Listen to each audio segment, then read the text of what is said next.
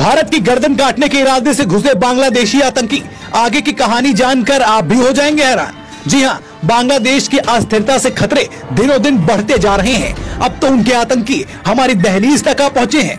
असम, केरल और पश्चिम बंगाल एसटीएफ ने एक बड़े टेरर मॉड्यूल का भंडाफोड़ करते हुए 8 आतंकियों को गिरफ्तार किया है। इसमें एक बांग्लादेशी आतंकी है।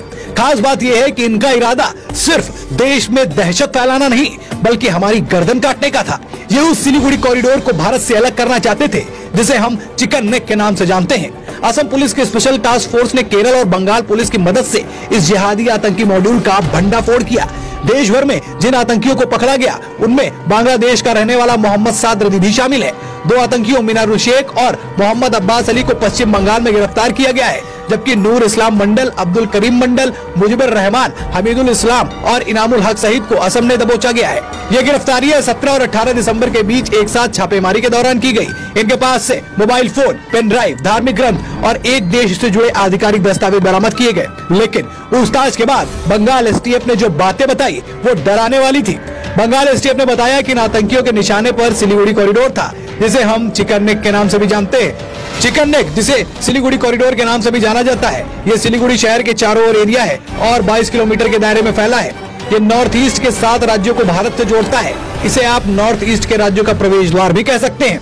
इसके दोनों ओर नेपाल और बांग्लादेश की सीमा लगती है। सिलीगुड़ी कॉरिडोर 1947 में बंगाल विभाजन के बाद अस्तित्व में आया था। भारत के लिए रणनीतिक तौर पर महत्वपूर्ण हो गई। यही से भारत की सेनाएं चीन पर नजर रखती है। चिकन नेक पर इंडियन आर्मी, असम राइफल्स, पश्चिम बंगाल पुलिस और एसएसबी की कड़ी निगाहें रहती हैं।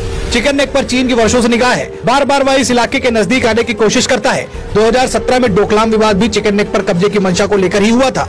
चीन मनमानी तरीके से यहाँ भूटान के इलाके में सड़क बना रहा था। जब भारतीय सैनिकों ने उन्हें रोका तो लड़ाई पर उतारा है, अपनी सेना का जमावड़ा बढ़ा दिया। भारत ने भी तब करारा जवाब दिया था और अपनी सेना उनके सामने खड़ी कर दी थी। खतरा इसलिए ज्यादा था कि अगर चीन भारत के इतने करीब आ जाता तो हमारी जमीन पर निगरानी रखना उसके लिए आसान हो जाता। इसी इलाके से हमारे सैनिकों को भोजन, पानी और हथियार, गोला बारूद भेजे जाते हैं। इस वजह से आप इस जगह की अहमियत समझ सकते हैं। अब सवाल उठता है कि आखिरकार इन आतंकियों का मकसद क्या था। दरअसल पकड़े गए आतंकियों का इरादा देश भर में स्लीपर सेल बनाना, नए आतंकियों की भर्ती करना और इसके जरिए पूरे इलाके में हिंसा भड़काना था।